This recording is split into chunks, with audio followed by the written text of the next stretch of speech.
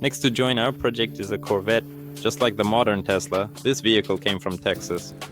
It is a classic 1982 model year car with a 5.7-liter engine but only 200 horsepower. This was the final year for the C3 Corvette, and the power was heavily restricted for emissions.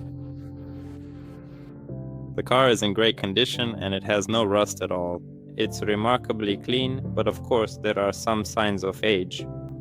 One wheel was unfortunately damaged during transport, and the tire is now beyond saving, but otherwise everything else is completely intact and fully complete.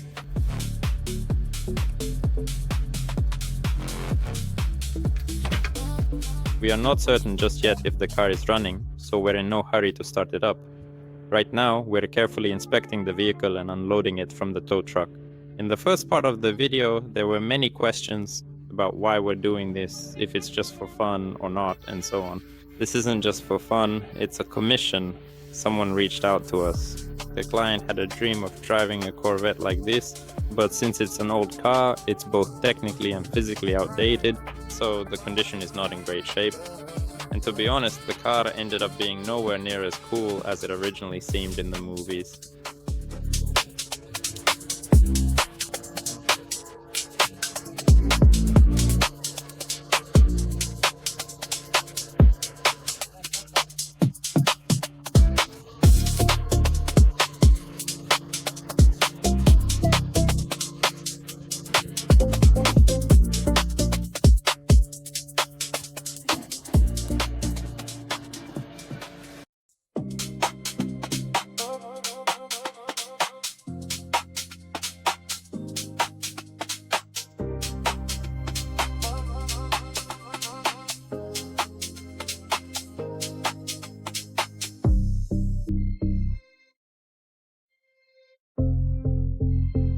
This ambitious project involves combining two entirely different vehicles, specifically using the chassis from a Tesla Model 3 and the body from the Corvette.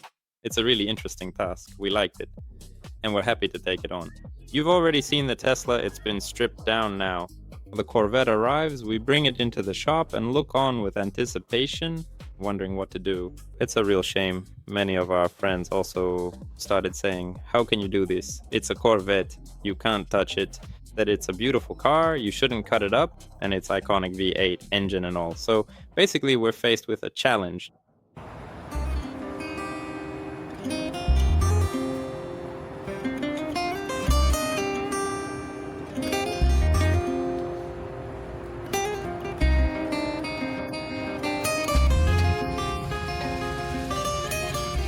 We decided to try and start the car after all. We spent quite a bit of time on it, put in a fuel pump from a Ziguli, and the car immediately began to run.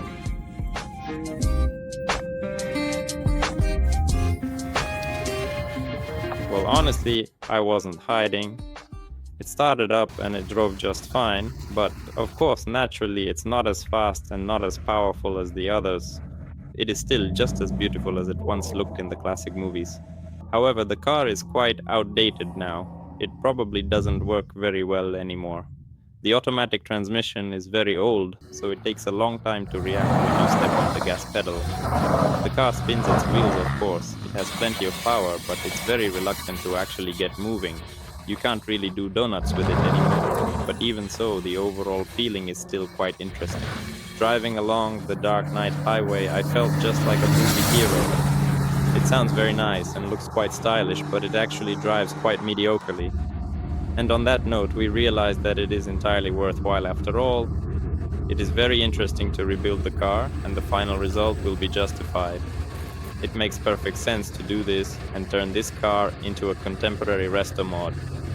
So, basically, we got right down to work. The first thing we did was start the scanning process.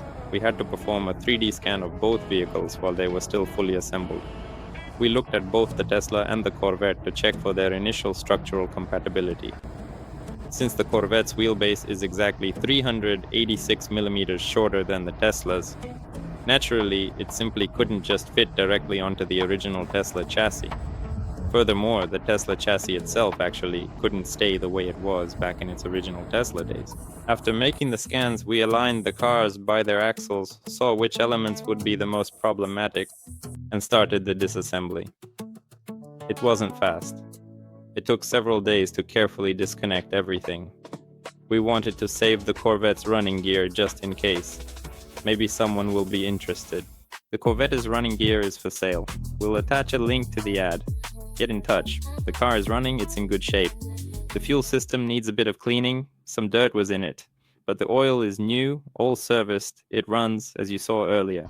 As you can see here, we have already removed the front bumper and the hood. Now we are in the process of working on removing the radiator as well. Following the procedure, we carefully disconnected each of the components, then we put them away in their places, and finally, we sorted everything out for better organization in the future. So we have already successfully removed the radiator here. Now we are moving right along to the next part. The Corvette is built as a body-on-frame car. Because of this construction, it actually looks more like a small truck, probably. There is also a transverse leaf spring in the back suspension, so it is not exactly what you would call a high-end supersports car. Alright, at this stage we've already disassembled all the various components related to the engine and the body, so we can fully lift and remove the body later on.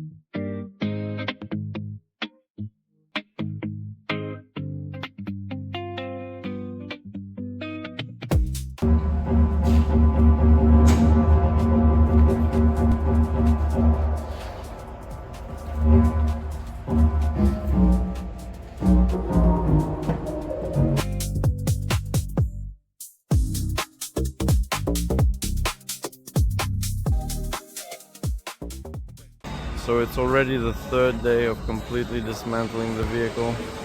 We're currently in the process of disconnecting every single component from the body and unhooking all the parts.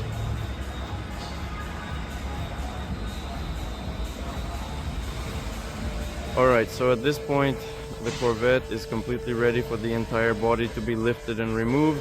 We have one lifting point right here, a second one just behind it, and it is the exact same on the other side. It is securely hooked up just like this in the back section, and we have the same setup in the front end as well. Now the front and back ones are not the primary components that will be lifting the body. It is the central ones that will be doing the lifting. The front and back are simply there as a safety precaution to ensure the body doesn't shift forward or backward. Once everything was fully disconnected, the body was carefully suspended with slings, and we began a very smooth lift. We are watching the process closely to make sure that no wires, hoses, or anything else gets snagged as it moves upward.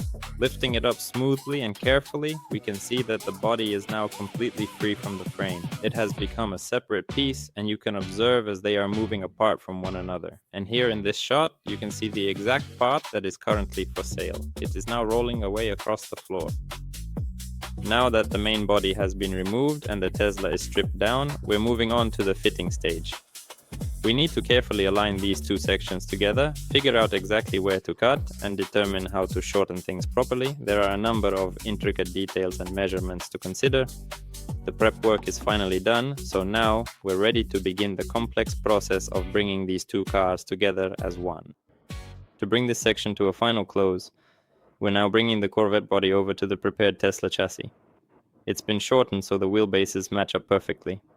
We hoped everything would go smoothly, but things rarely go as planned. The Tesla is bulky and wide, while the Corvette is sleek and old, so it wasn't as simple as we had hoped. Now we're moving on to part 3, where you'll see exactly how we managed to solve these challenges.